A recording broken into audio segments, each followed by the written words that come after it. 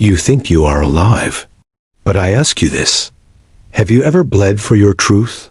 Have you ever stood on the edge of your beliefs, stripped bare of illusions, and dared to say, "This is who I am," even if the world burns for it? Until then, you are only breathing. You are only moving through borrowed motions, trapped in ideas that were never yours. Because real life begins the moment you stop chasing safety and start creating meaning. We are not here to conform. We are not here to obey the noise of the crowd or bow to the tyranny of comfort. We are here to become. And becoming means destruction. The destruction of everything false. The shattering of borrowed values. The killing of what no longer serves the fire in your soul. Only then can you rise. The greatest prison is not the system. It is the belief that your life has to be lived the way others told you to. That the path is already paved. That your truth must be polite, your ambition must be silent, and your soul must kneel. But listen, there is a voice in you. Faint, perhaps. But it howls in your darkest nights, and it whispers in your quiet despair. There is more to you. Wake up. You are not truly alive until you face the abyss. And dare to say, I will create myself. Because the raw truth is this. Freedom's terrifying. No map, no guarantees, no approval. Just you, your will, and the infinite unknown. But from this fear, something glorious is born. The will to power. Not power over others, but power over yourself. To master your instincts. To transform your suffering. To bend chaos into creation. You are not here to be small. You are not here to be numb. You are not here to be a replica of society's lies. You are here to burn. To light up this existence with the radiance of someone who chose to awaken. To create values that come from you. To love deeply, suffer meaningfully, and die knowing you lived fully.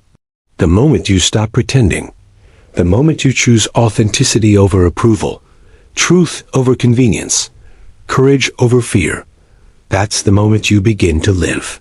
Let the masses call you mad. Let them say you've lost your way. Because the way to your soul is not paved. It is forged. In pain. In passion. In revolt.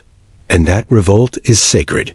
So today, if you feel lost, broken, or unseen good, that is the starting point. Use it. Tear apart your comforts.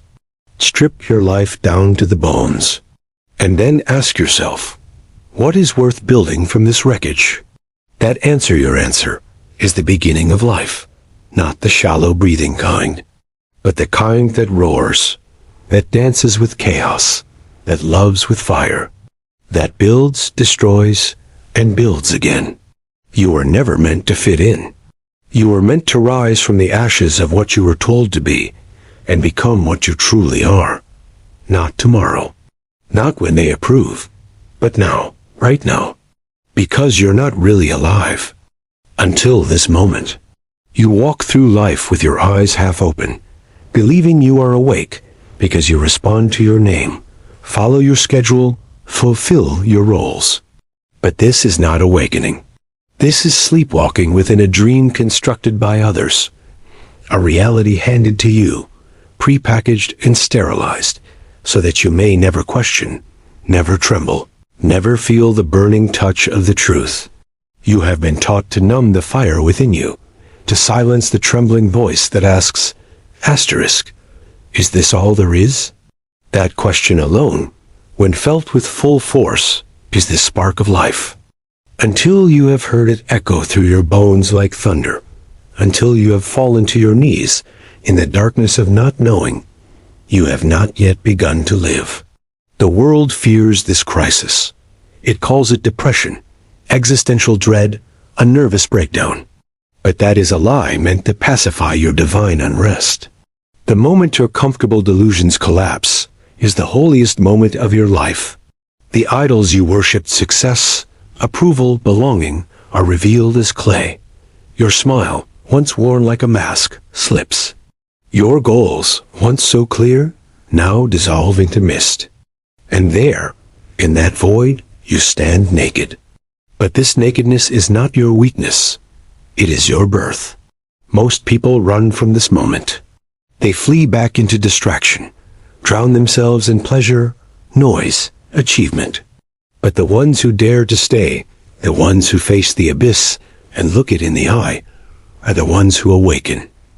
To awaken is to suffer, yes. It is to lose your innocence, your illusions, your crutches. But it is also to gain something immeasurable, the right to call your life your own.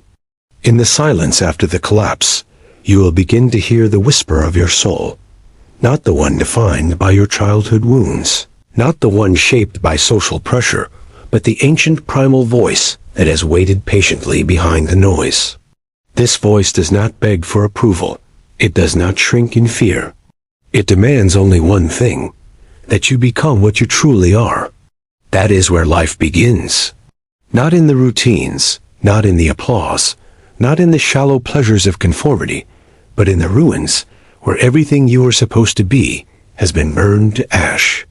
Only then are you free, free to choose, free to create, free to suffer with meaning and rise with purpose.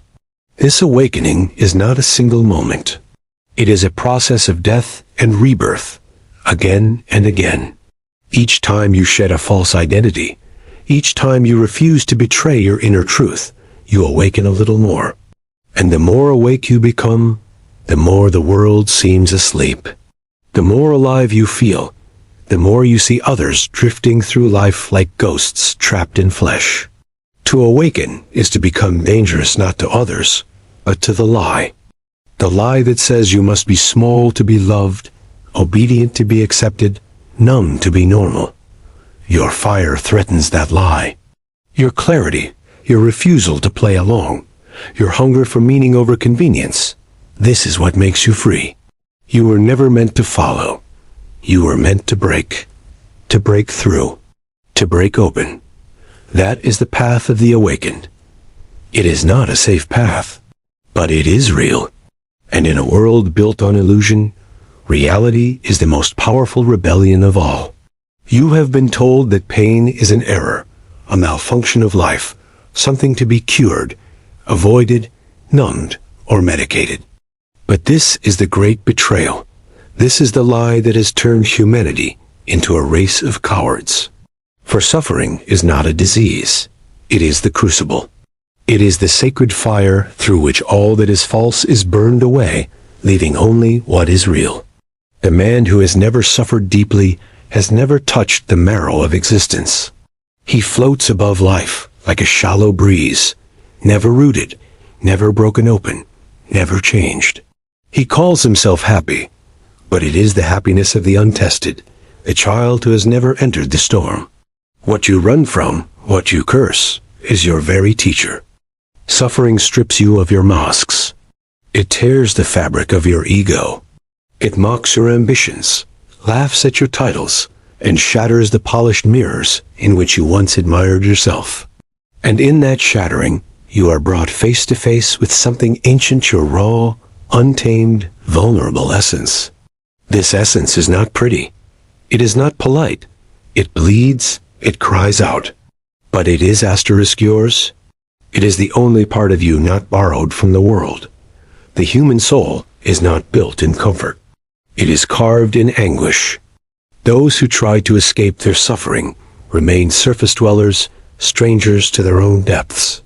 But those who descend into their pain with open eyes, who welcome it, engage it, wrestle it, return with gold. That gold is not fame. It is not validation. It is the fierce knowledge of who you are and what you are capable of surviving. It is the knowledge that your pain did not kill you, and therefore nothing else can. The highest form of strength is not to dominate others, but to endure oneself, to survive the long nights of despair without becoming bitter, to walk through the fire of heartbreak without closing your heart. This is what it means to be noble not in blood, but in spirit, not in appearance, but in the quiet, unseen victories over darkness within. And yet most people will never taste this nobility because they are too afraid to fall apart. But to fall apart 'Tis a holy thing. To lose your certainty, to cry until your soul is raw, to feel as though you are dying. This is the price of depth. And without depth, there is no transformation. Without transformation, there is no rebirth. And without rebirth, life is merely repetition, a dull echo of what it could have been. The one who suffers with awareness becomes dangerous to illusions, dangerous to mediocrity, dangerous to a world built on fear, because they cannot be controlled. Their soul has passed through hell and come out the other side. They know what matters. They know what is false. And they no longer seek permission to be who they are. So if you are in pain, do not run. Do not curse it. Look at it directly. Let it speak. Let it show you the wounds you buried, the lies you lived, the parts of you that still need to die. Pain is the voice of your becoming. It is the hammer that breaks the shell of your ego so the soul can emerge. And when you emerge, you will be wild. Not reckless, but free. You will carry your scars not as shame, but as proof that you descended into the underworld and returned not broken, but reborn. You will walk among the sleeping with fire in your eyes and gravity in your words.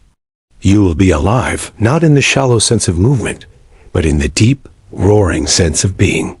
For you have suffered, and because you suffered, you have become. You have been taught that power is external position, wealth, admiration. But this is a child's illusion, a trick of the herd. Real power is not over others. It is over yourself. It is to take the chaos within you, the fear, the anger, the confusion, and transform it into creation, clarity, and command. It is to master the storm that rages in your own soul. That is the only power worth seeking. All else is decoration, noise, distraction. Until you have conquered yourself, you remain a servant to invisible masters. Your instincts, your conditioning, your wounds. To create oneself is the most courageous act. It is rebellion against inheritance, against expectation, against inertia. You must tear down everything that was given to you and ask asterisk, is this mine? Do I choose this? Does this reflect the flame that burns in me? Most do not dare. They wear the faces handed to them by their families, their schools, their religions. They call it identity. But it is a mask, and beneath the mask, a frightened child hides, longing for truth, but terrified of the consequences. To create oneself is not a gentle act. It is war. War against habit. War against self-deception. War against the quiet pull of mediocrity. You must become sculptor and stone, breaking yourself apart and forging a new form from the wreckage. And you will not be applauded. No one will thank you for leaving the mold. They will call you arrogant, mad, dangerous. But you must do it anyway. Because to betray your soul is to rot while breathing. And to live a lie is to suffer endlessly beneath a silent scream. Look within, and you will see a battlefield. Parts of you fight for safety, others for truth. Your lower self demands comfort. Your higher self demands growth. To side with the higher is to suffer at first. But this suffering is sacred. It is the pain of birth, not the agony of decay. And what is born from it is something no one can give you, and no one can take away: sovereignty. This is the will to power, not domination, but elevation. The refusal to be passive. The refusal to be shaped.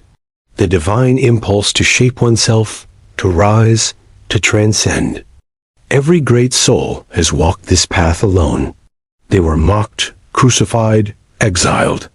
But they left behind a radiance that outlived empires. Why? Because they created themselves. And so must you. You must become your own lawgiver, your own philosopher, your own God. You must choose values that burn in your chest, not ones borrowed from corpses. You must say no to the hollow, yes to the terrifying, and carve a path that has never existed before you. That path is not safe, but it is asterisk yours, and that makes all the difference. Most people live like shadows, never questioning who cast them. But you, if you dare, can be the sun. Not one who imitates light, but one who generates it. This takes violence, not toward others, but toward every falsehood within you. You must destroy the inner tyrants. The voice that says you are not enough, the fear that keeps you small, the guilt that chains you to what is dead. Only then can you say, I am the author of my life. I do not follow, I create. I do not obey, I become. This is not arrogance. This is authenticity in its purest form. The world does not need more obedient souls. It needs creators. It needs flames. It needs those who are not afraid to be themselves, even if it costs them everything. To master yourself is the highest form of art, and you, burning with questions, pierced by longing, were born to be an artist of the self. Do not wait for permission. Do not ask for approval. You are not here to repeat what has been done. You are here to become what has never been. You live beneath the gaze of 1,000 eyes, and in each glance you shrink. You shape your words to fit their ears. You measure your steps by their comfort. You choke your desires to be palatable, and you call this living. But this is not life. It is slavery disguised as civility. You are not born to be accepted. You are not born to fit neatly into the fragile molds others made to soothe their own insecurities. You were born to shatter them, to terrify with your freedom, to disturb the sleepwalkers with the violent beauty of your truth. Approval is a drug, and like all drugs, it dulls the soul. The more you seek it, the less of yourself remains. Piece by piece, you amputate your wildness, your honesty, your madness, until all that is left is a ghost, a smiling, obedient ghost.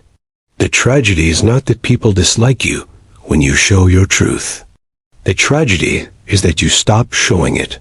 You silence yourself for the comfort of the herd, and in doing so, you betray the one person who must never be betrayed, yourself. Freedom is not easy. It is not given. It is not comfortable. It is earned through agony, through exile, through standing alone when every voice screams that you are wrong. But in that solitude, something magnificent is born. A strength that does not bend, a voice that does not flinch, a soul that does not beg. You stop asking, do they understand me? And instead declare, I understand myself. This is what it means to be alive, not to be liked, not to be applauded, but to be real. The real is ugly. It is fierce. It is raw. And yet, it is divine. The world worships masks. It crowns the inauthentic, rewards the compliant, and fears those who burn with inner fire. But you must not bow to that altar. You must become a living rejection of it. Not out of rebellion for its own sake, but out of love for something greater, your soul's becoming. You will be called arrogant for trusting yourself. You will be called selfish for choosing your path. You will be called mad for refusing to conform. But these are the sacred insults of the small against the awakening of the great. Do not let them break you. Let them baptize you. Each word of condemnation is proof that you are no longer a slave. Each act of disobedience is a hymn to your becoming.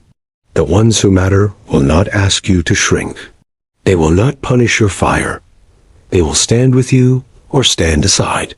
And the rest, the ones who flee your truth, were never truly with you. Better to walk alone in your radiance than to be loved for a lie. Better to be feared for your authenticity than adored for your disguise. You do not need to be understood. You need to be you. That is enough. That is everything. The man who no longer seeks approval is invincible. Not because he cannot be hurt, but because his wounds no longer define him. He bleeds, but he does not bend. He loses, but he does not lie. He walks through the fire not to impress others, but to forge himself. To live without seeking approval is to live with dangerous beauty. It is to become a mirror that reflects not what people want to see, but what they need to see. a mirror that reveals their own chains. And for that, they will hate you and secretly worship you. Because deep down, they know you have become what they were too afraid to be. And in that, you are free.